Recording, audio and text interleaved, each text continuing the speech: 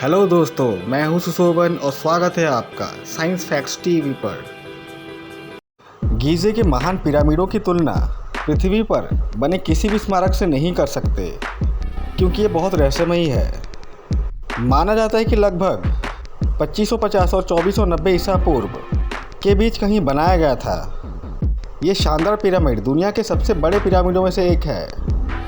इतने विशालकाय पिरामिड कैसे बने, इसका आज तक पूरी तरह से पता नहीं लगाया जा सका है। क्या इसमें कोई एलियन सभ्यता का हाथ है या कुछ और? कैसी है इसकी संरचना, जिसकी वजह से इसके अंदर का तापमान हमेशा 20 डिग्री रहता है? क्या उनके पास कोई एडवांस टेक्नोलॉजी थी या कुछ और? पिरामिड्स के बारे में ऐसे चौंकाने वाले रहस्य जो अभी तक अनसुलझे हैं। एक पुरानी अरबी कहावत है, मनुष्य समय से डरता है और समय पिरामिड से डरता है। तभी तो 4500 साल बीत चुके हैं, फिर भी गीज़े की पिरामिड्स का कुछ नहीं बिगड़ा है। इस शानदार पिरामिड को पिरामिड ऑफ खुफू भी कहा जाता है और कई लोग इसे चेप्स भी कहते हैं। वैसे तो पृथ्वी में कई पिरामिड्स मौजूद हैं, पर गीज़े का पिरामिड्स अपने आप में ही रहस्यों से भरा हुआ है। ये पूरी दुनिया में 7 अजूबों में से एक अजूबा है। हेलो दोस्तों, स्वागत है आपका आज एक नई वीडियो में, जिसमें आप जानेंगे महान गीज़े के कई अनसुलझे रहस्यों के बारे में। क्या गीज़े के पिरामिड सितारों के प्रवेश द्वार हैं? 1980 के दशक में रॉबर्ट बाउवेल नाम के एक शोधकर्ता ने बताया कि गीज़ा कॉम्प्लेक्स के 3 पिरामिडों के लेआउट और ओरायन नक्षत्र में ओरायन बेल्ट के 3 सितारों के सापेक्ष अलगाव के बीच समानताएं हैं। अर्थात आप स्क्रीन पे देख सकते हैं 3 तारे एक ही रो में हैं। ओसिरिस प्राचीन मिस्र वासियों के जन्म और मृत्यु के देवता थे, जिन्होंने मृत्यु के बाद फिर से आत्मा को जन्म दिया। ओरायन बेल्ट के ये तारे ओरिसिस देवता के घर हैं। अगर आप दुनिया का नक्शा लें और पृथ्वी का केंद्र निकालें तो वो कौन सी जगह होगी? क्या आपको पता है अर्थ का केंद्र वो है जहाँ पे गीज़े का पिरामिड बना है? ना उनके पास मोबाइल था, ना एडवांस टेक्नोलॉजी, ना कोई जीपीएस, फिर भी उनको पृथ्वी का केंद्र कैसे पता चला? ऐसा लगता है कि उनकी मदद अन्य किसी ग्रह की सभ्यता ने की थी। कोई ना कोई कड़ी तो ऐसी है जो इतिहासकारों को नहीं मिली। गीज़े का महान पिरामिड 4 दिशाओं को दर्शाता है। ये बड़ी अजीब बात है कि आधुनिक यंत्रों के अभाव के बावजूद मिस्र के लोगों ने 4500 साल पहले ऐसा स्मारक बनाया जो चारों दिशाओं को दर्शाता है। आकाश में एक ओरायन पेटी है, जिसमें अल-नीनम, अल-नीतक और मिंटिका नाम के 3 तारे हैं। क्या सच में ओरिसिस का संबंध एलियन से था? क्या ये मिस्र के राजाओं की कब्रें हैं और इन्हें क्यों बनवाया गया? एक आम धारणा ये है कि प्राचीन मिस्र में मरे हुए लोगों को जलाने की प्रथा नहीं थी। उस वक्त मम्मी के रूप में शवों को कब्रों में रखा जाता था। लेप लगाने के कारण वो हजारों वर्षों तक सुरक्षित रहे। ऐसा इसलिए कि प्राचीन मिस्रवासी ये मानते थे कि मरने के बाद भी मानव जीवन जारी रहता है। इसीलिए अपने शवों के साथ साथ खाने पीने का सामान, कपड़े, गहने, हथियार, जानवर, जीने के लिए ज़रूरी चीज़ें रखते थे। ऐसा माना जाता है कि मिस्र के पिरामिडों में प्राचीन राजाओं की कब्रें हैं, जिसमें मम्मी दफन है। और ये माना जाता है कि द ग्रेट पिरामिड मिस्र के राजा किंग कुफू का मकबरा है। लेकिन ये सोचने वाली बात है कि मिस्र के किसी भी पिरामिड के अंदर कोई मम्मी नहीं मिली। इससे ये साबित होता है ये कोई मकबरे नहीं है, इन्हें किसी दूसरे कारण से बनाया गया था। अगर ये राजाओं के मकबरे नहीं हैं तो क्या हैं? क्या इन्हें किसी वैज्ञानिक उद्देश्यों के लिए बनाया गया था? ये एक अनसुलझा रहस्य ही रह गया।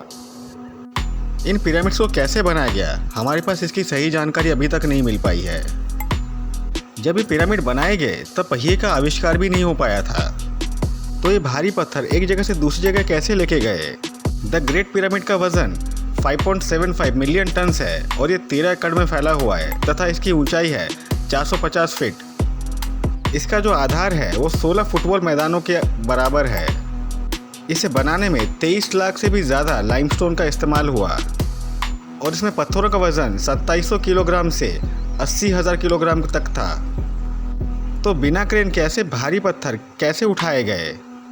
लोकप्रिय मान्यता के अनुसार ग्रेट पिरामिड का निर्माण 20 वर्षों तक चला और पहाड़ों और रस्सी के जरिए भारी पत्थर खींचे गए। कहा जाता है कि द ग्रेट पिरामिड भूकंप रोधी है, यानी कि इसमें भूकंप का कोई असर नहीं होता है और ये 4500 साल से भूकंपीय कंपन का अनुभव कर रहा है।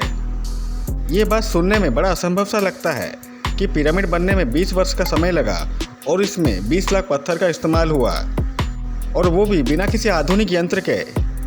या तो मिस्र की सभ्यता अत्याधुनिक थी या पिरामिड बनाने में किसी एलियन सभ्यता ने मदद करी। ये आज तक एक रहस्य बना हुआ है। गीज़े का महान पिरामिड बेजोड़ इंजीनियरिंग का प्रमाण है।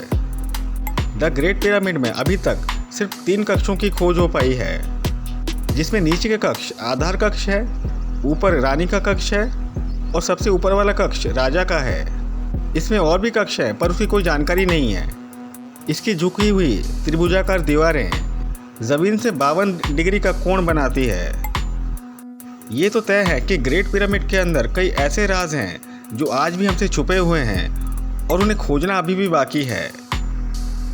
पिरामिड के कमरों को इस तरह से बनाया गया है कि अंदर जाने का कोई रास्ता नहीं है और जगह जगह सुरंगें बनाई गई हैं। पहले ये माना जा रहा था कि सुरंगें पिरामिड के अंदर वेंटिलेशन के लिए है, पर जब इसे रोबोट के द्वारा देखा गया तो ये पाया गया कि ये सुरंगें बंद हैं।